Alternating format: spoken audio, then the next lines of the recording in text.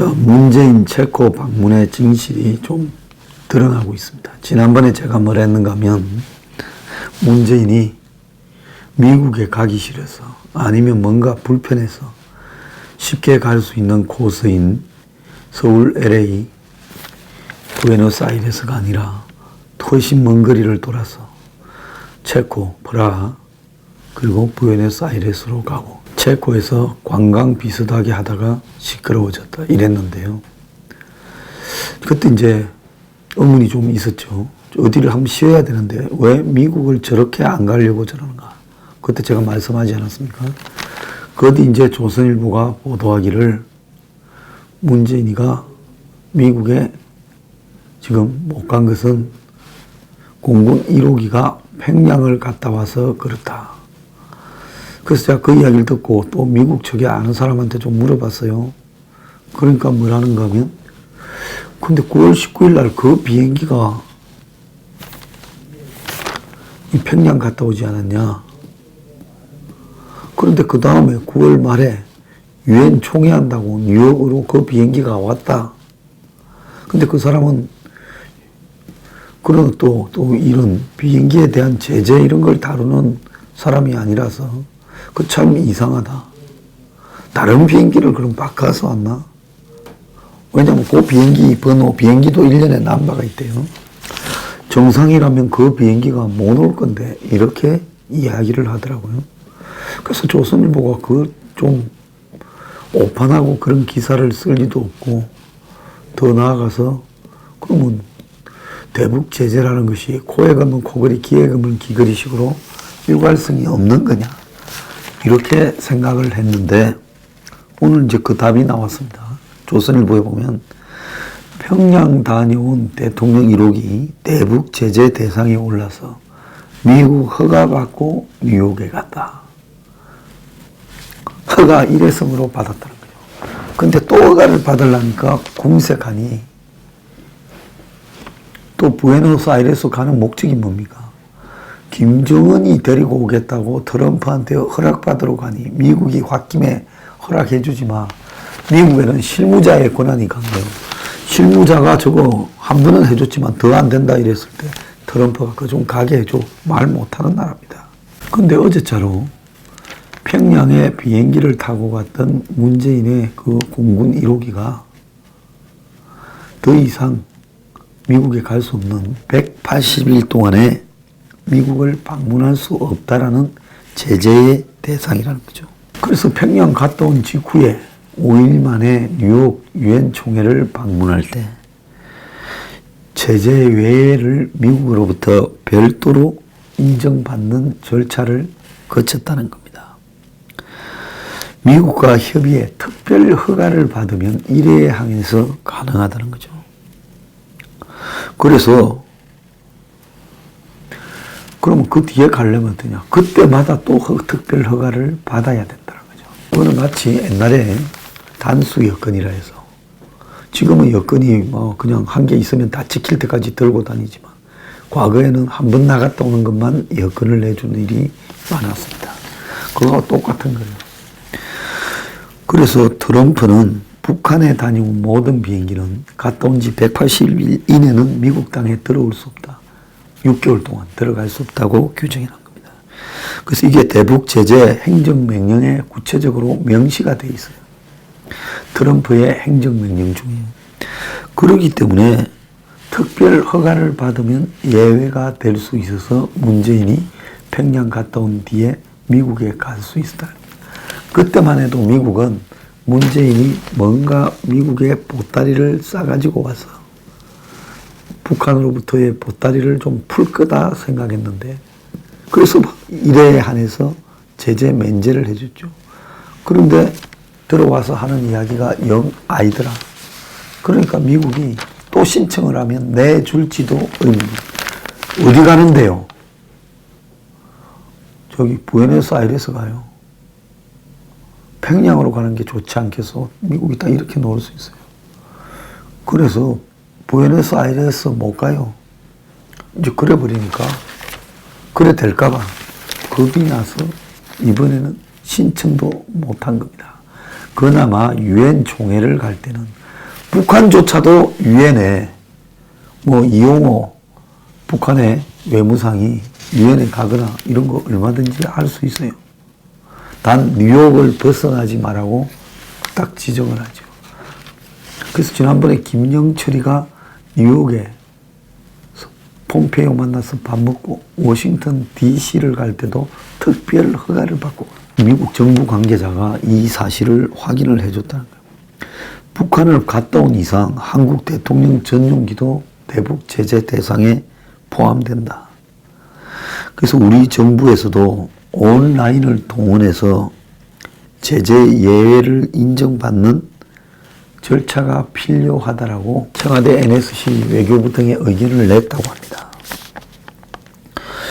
자, 그래도 미국이 한번 오게 했다 하더라도 또 가려면 또 허가를 받아야 되니 한마디로 청와대 내부에서는 미국이 한국한테 이렇게 해야 되냐고 볼멘 소리를 한다. 저러한 행실은 생각하지 않고 미국 탓만 하고 있는 거예요. 그래서 문재인이 아르헨티나 갈라 했는데 미국을 갈라니 또 허가를 받아야 되는데. 그러면 그 허가서에 뭐가 있겠어요? 방문 목적이 무엇이냐? 너네 대통령 트럼프 만나러 간다. 가서 무슨 소리를 하러 가냐? 북한의 김정은이 만난다. 허가해주라. 소리 따라간다. 그럼 미국은 뭐라 하겠어요?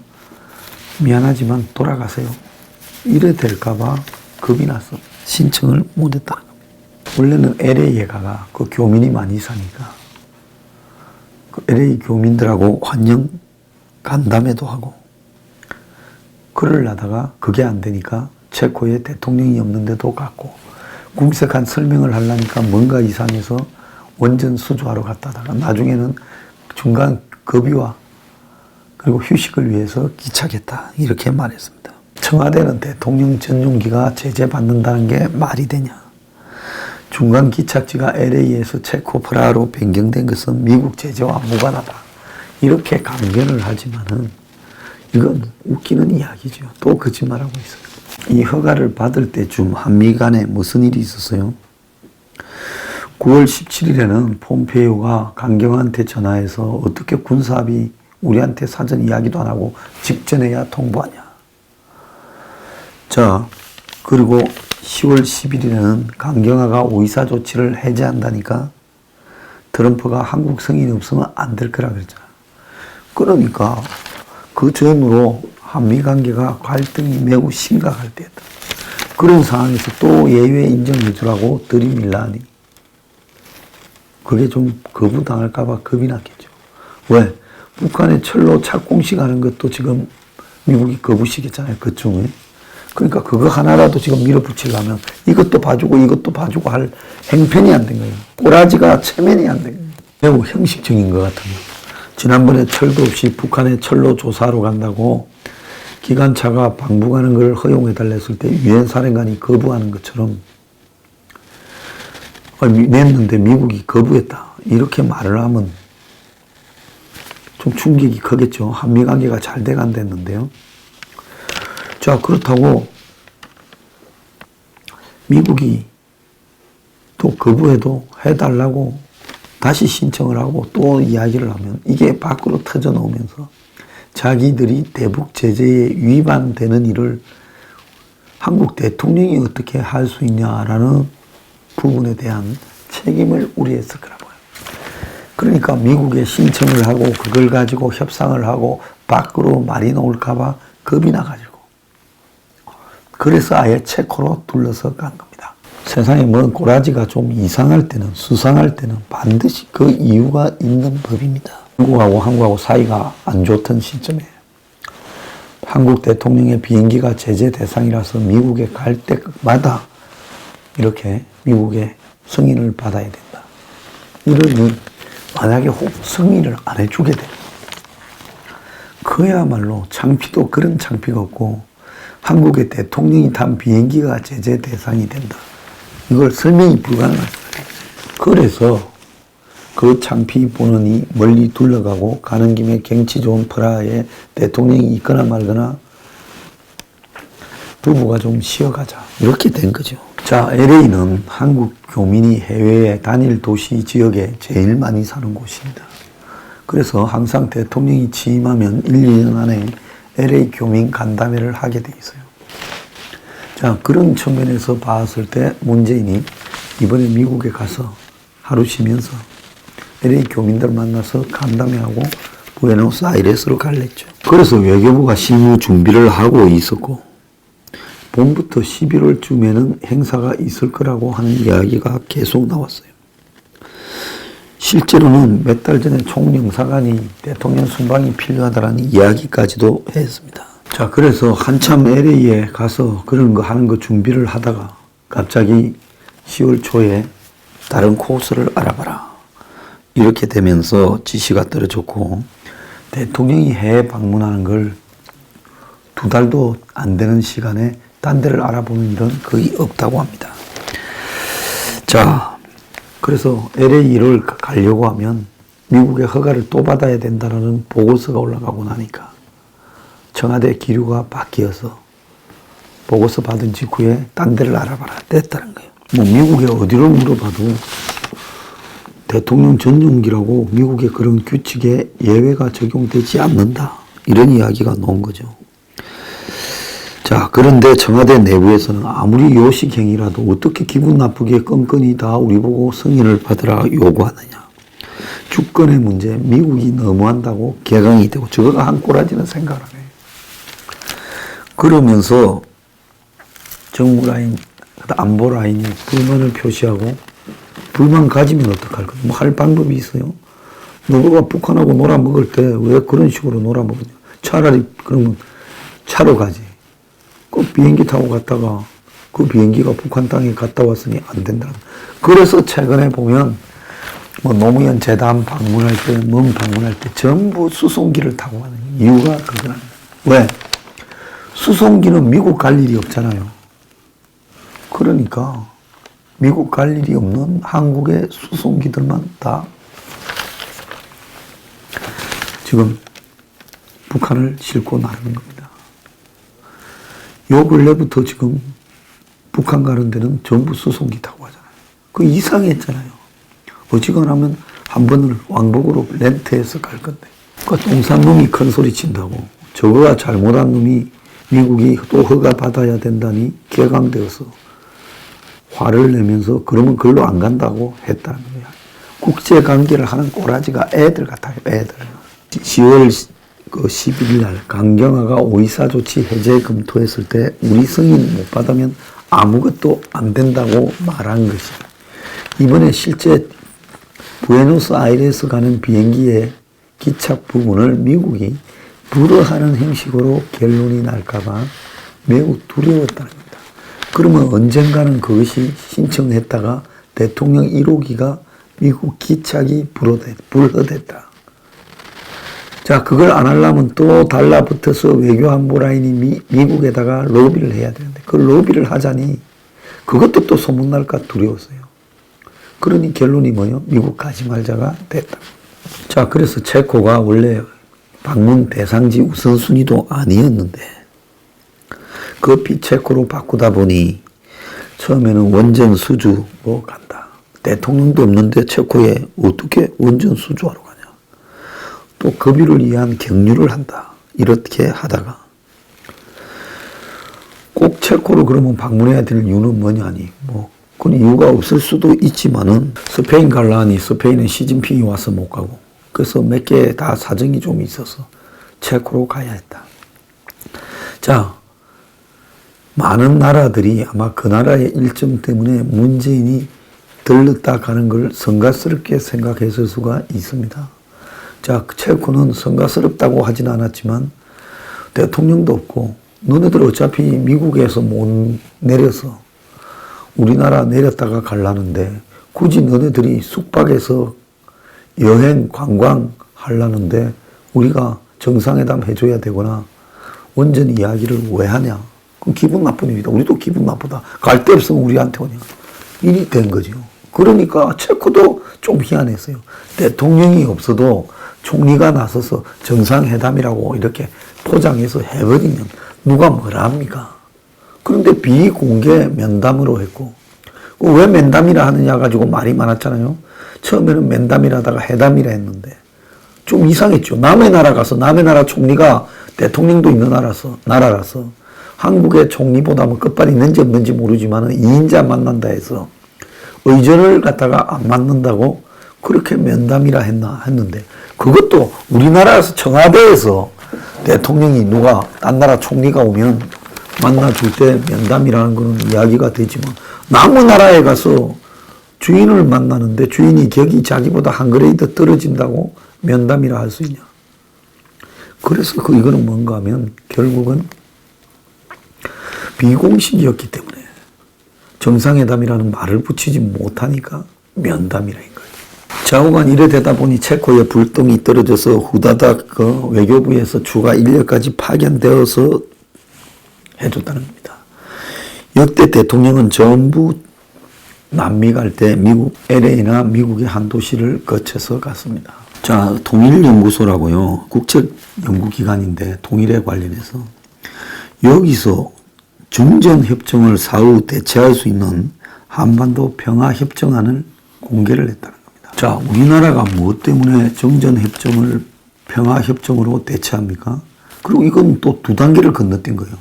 정전을 종전으로 바꾼 다음에 종전이 평화협정으로 가는 게 계획인데 이 모든 것을 손살같이 밀고 가려고 정전협정을 대체할 수 있는 평화협정이라는 걸 통일부 산하 통일연구원에서 발표했다는 겁니다. 희한한 거는 북한의 비핵화가 약 50% 진행되었을 때 그것이 평화협정 달성 시점이라는 겁니다. 이게 좀 웃기지 않아요? 북한이 핵이 몇 개인지 모르는데 실제로 100개인데 지금 60개라 했다가 아니 북한 20개라 했다가 10개만 하면 10%인데 그때 평화협정이에요? 이게 말이 된다고 생각하십니까? 말이 안 되는 거라 저는 보고 있습니다. 완전한 비핵화가 이루어지는 어떻게 평화협정이 돼요? 더 나아가서요. 남북 미중 사자가 이렇게 포괄적으로 서명을 한다는 겁니다.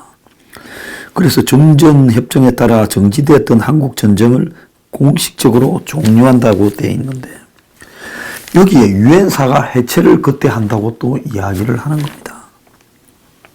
그 다음에 외국군과 대규모 훈련 금지도 포함을 하고 있고요. 그리고 2020년 이내 모든 핵 물질 폐기를 북한한테 요구하는 대신에 비핵화 완료 이후 주한미군 감축을 시사하는 내용까지 들어있다고 합니다. 작년부터 이상한 종교단체들부터 시작해서 1000만 평화협정 서명안을 받을 때 제가 분명히 뒤에서 부추기고 있다 그랬죠. 정권이요. 자, 그런데 한번 보십시오. 북한 비핵화가 50%가 되면 유엔사를 해체하고 2020년 이래에 주한미군을 감축해 간다. 아니 북한의 핵이 몇 개도 모르는데 2020년 이후에 미군을 감축시켜요. 한국이 요구해서요. 이거 북한의 아니지요. 그 다음에 이 평화협정이라는 것이 어떻게 한반도 평화협정입니까? 종전선언하는 것이. 종전선언과 평화협정은 같은 건데 이 자식들이 이제 이것까지도 한데 묶어서 종전선언했다고 평화협정 가기까지 미국이 살라미로 잘라서 굉장히 여러 단계를 만들 것 같으니까 이걸 갖다 뭉쳐가지고 한 덩어리로 그냥 한 방에 끝내고 그러면 이제 비핵화 50%가 되면 이걸 한다는 겁니다. 그러면 비핵화 50%가 된다는 거는 뭐예요? 북한이 핵을 없애는 쇼만 해주면 실제로는 핵을 갖고 있는 걸 인정한 채 평화협정을 맺고 유엔사도 해체하고 그 다음에 뭘 해요? 한미 간의 대규모 군사훈련도 하지 말고 미국이나 중국의 핵무기가 한반도에 배치되지 않는다. 즉 미국의 전략자산은 못 오게 한다. 그러니까 한반도는 평화구역이다. 지랄하고 자빠졌네. 북한의 저놈들이 핵을 다 가지고 있는데 예? 저놈은 맨날 방구를 끼고 있는데 이 지역을 방구 금지 구역이다라고 이야기한다고 방구 냄새가 없어집니까? 미쳐도 단단히 미친 놈들이에요. 뿐만 아니라 NLL 문제에 대해서도 서해상 경계에 대해서 계속 협의한다. 계속 협의는 하되 경계선 확정 시까지 기존 북방 한계선을 존중한다. 이렇게 복수안을 내놨다는 겁니다. 웃기는 놈이에요. 우리가 서해 북방 한계선을 갖다가 지금 점유하고 있는데 이걸 왜 우리가 북한하고 협의해서 이 한계선을 양보를 해야 됩니까? 자, 이 문제에 대해서 NLL에 대한 결정을 유보해 놨어요. 미친놈들이고 이게 왜 협상의 대상이 됩니까? 자, 우리 주장을 그대로 확증시키겠다라고 돼야 되지요. 북한의 뜻에 따라서 NLL까지도 협상을 통해서 서로 논의해 볼 수 있다고 열어주는 내용이 국책통일연구소에서 나왔다는 거예요. 제가 이거 작성한 놈한테 묻습니다. 니는 북한의 핵이 몇 개인지 아니? 알면 한번 이야기해봐요.